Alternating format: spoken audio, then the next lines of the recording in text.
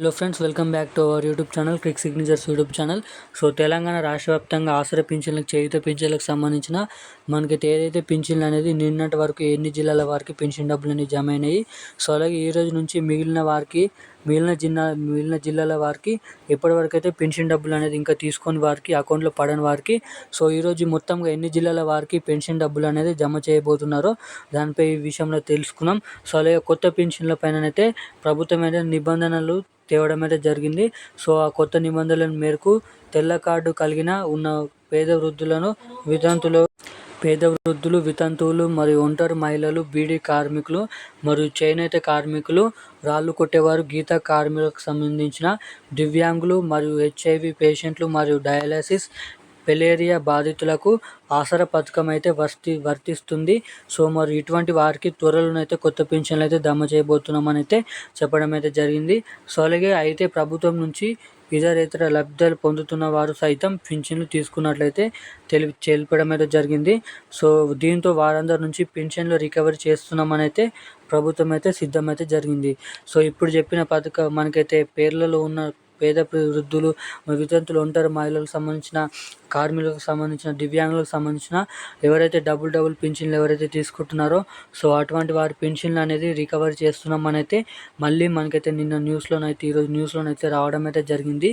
So ఎటువంటి వారి పింఛన్లు అనేది ఖచ్చితంగా కట్ కాబోతున్నాయి. సో మరి ఎటువంటి వారి పింఛన్లు అనేది కొత్త పింఛన్లతో మనకైతే కొత్త వారికి కూడా దరఖాస్తు చేసుకున్న వారికి కూడా కొత్త పింఛన్లు అనేది ఏ తేదీ నుంచి జమ కాబోతున్నాయో సో అలాగే మనకైతే పాత పింఛన్లు ఏదైతే జూలై నెల పింఛన్లు, మనకైతే జూన్ నెలల పింఛన్లు ఎవరికైతే పింఛన్లు అనేది కట్ కావడం అయితే జరిగిందో సో అటువంటి వారికి ఈ నెలలో మనకైతే ఇప్పటిదాకా జరిగిన ఈ 2-3 రోజులలో పింఛన్లు అనేది ఏ జిల్లాలో పడ్డాయో సో ఆ జిల్లాలో ఎవరికైతే కట్ అయిన పింఛన్లు కూడా జమ అయినాయా లేదా ఒకటి నెలకు సంబంధించిన ఒకటే నెల పింఛన్ జమ అయినాయా లేదా మనకైతే 2 నెలల పింఛన్లు అనేది జమ చేస్తున్నారా ఈ నెలలో దానిపై కూడా ప్రూఫ్తో దాకా మనమైతే ఈ వీడియోలను అయితే ఆ అప్డేట్ అనేది ఏంటో తెలుసుకున్నాం. సో అలాగే ఎన్ని నెలల పింఛన్లు అనేది ఇవ్వడం అయితే జరుగుతుంది. సో అలాగే కొత్త పింఛన్లు కూడా ఎప్పటి నుంచి ఇస్తున్న దానిపై కీలక అప్డేట్ అనేది రిలీజ్ చేయడం అయితే జరిగింది. సో దీనికి సంబంధించిన అప్డేట్ తెలుసుకునే ముందు మన ఛానల్ ఎవరైనా మొదటిసారిగా చూసినవారు ఉంటే ఖచ్చితంగా ఇటువంటి లేటెస్ట్ అప్డేట్స్ కోసం మన ఛానల్ అయితే సబ్స్క్రైబ్ చేసుకోండి.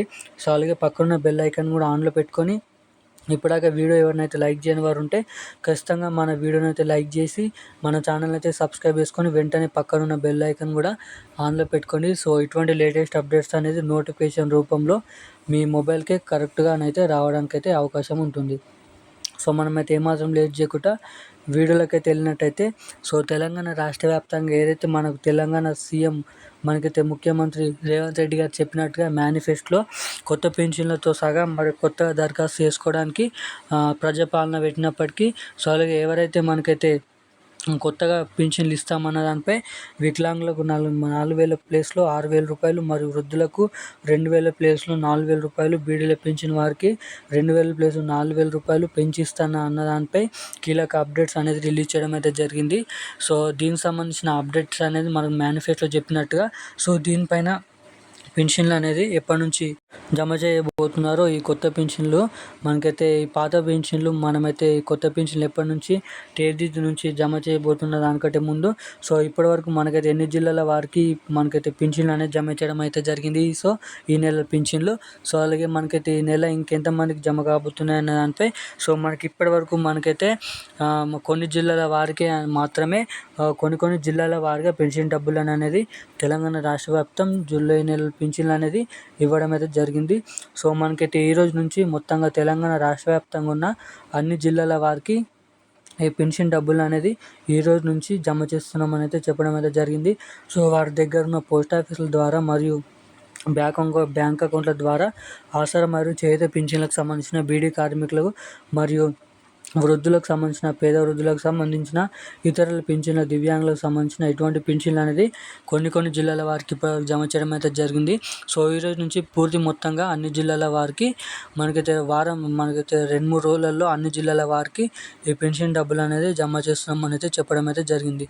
సో అలాగే మనకైతే ఏదైతే కొత్త పింఛన్లు అన్న దానిపై కీలక అప్డేట్స్ అనేది రిలీజ్ చేయడం అయితే జరిగింది.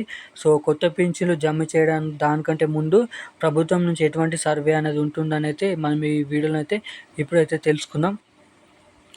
సో ఇక్కడ చూసినట్టయితే మనకైతే ఇక గత ప్రభుత్వం అనర్హులకు కూడా పెన్షన్లు మంజూరు అయితే చేసిందంట. సో గత రేవంత్ సర్కారు ఆరోపిస్తుంది.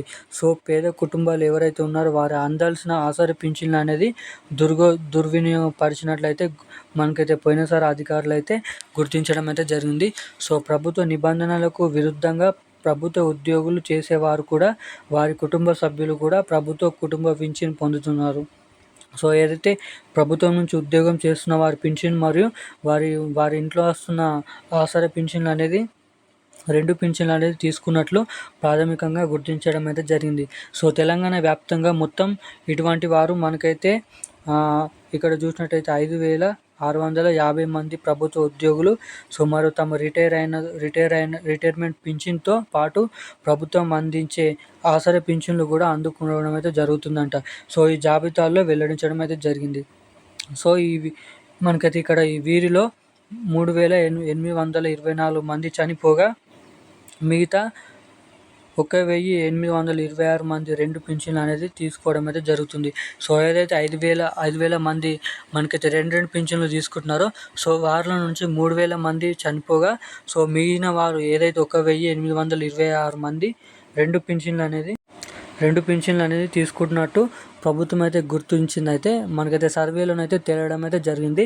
సో ఎవరైతే ఇటువంటి దొంగ పింఛన్లు తీసుకుంటున్నారో 2 పింఛన్లు ఏదైతే జాబ్కి సంబంధించిన వారి ఉద్యోగం సంబంధించిన గవర్నమెంట్ ఉద్యోగం సంబంధించిన పింఛన్ మరియు గవర్నమెంట్ నుంచి వచ్చే ఆసరా పింఛన్లు సో ఇటువంటి 2 పింఛన్లు ఎవరైతే తీసుకుంటున్నారో మనకైతే ఈ సర్వే ప్రకారం ఇంటింటికి తిరిగి మనకైతే ఉద్యోగుల ప్రతి ఒక్క వారి సర్వే అనేది చేసుకొని సో వాళ్ళకి ఎన్ని పింఛన్లు రావాలన్న దానిపై ప్రభుత్వం అయితే నిర్ణయించుకొని మంత్రులతో సమావేశమై మనకైతే ప్రెస్ కాన్ఫరెన్స్లో మాట్లాడి సో ఖచ్చితంగా దీనిపైన ఒకటే పింఛన్ ఇచ్చేలాగా పేదలకు అన్యాయం జరగకుండా న్యాయం జరిగేలాగా మనకైతే పింఛన్ విషయంలో ప్రభుత్వం అయితే స్ట్రిక్ట్గా రూల్స్ తీసుకొస్తూ సో దీనికి సంబంధించిన పింఛన్లు అనేది ఓన్లీ మనకైతే అర్హులై ఉన్న వారికే ఇంటింటికి 2 పింఛన్లు ఏదైతే వృద్ధురాలు ఒక పింఛను మరియు బీడీల పింఛన్లు ఉండేలాగా మనకైతే పింఛన్లు అనేది తీసుకురావడానికైతే ప్రభుత్వం అయితే మనకైతే చూస్తున్నట్టయితే తెలుసుకోవడం అయితే జరిగింది.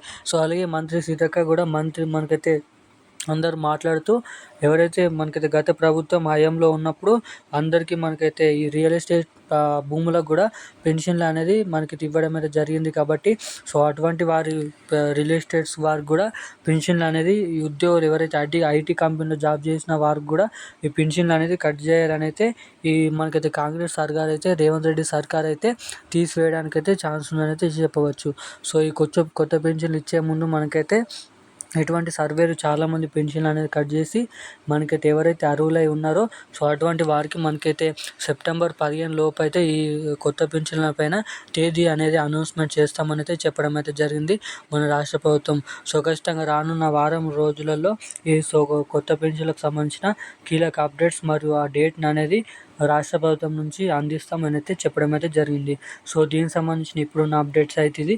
మరిన్ని అప్డేట్స్ కోసం మన ఛానల్ అయితే సబ్స్క్రైబ్ చేసుకొని వెంటనే పక్కన ఉన్న బెల్ ఐకాన్ అయితే ఆన్లో పెట్టుకోండి. Thank you guys.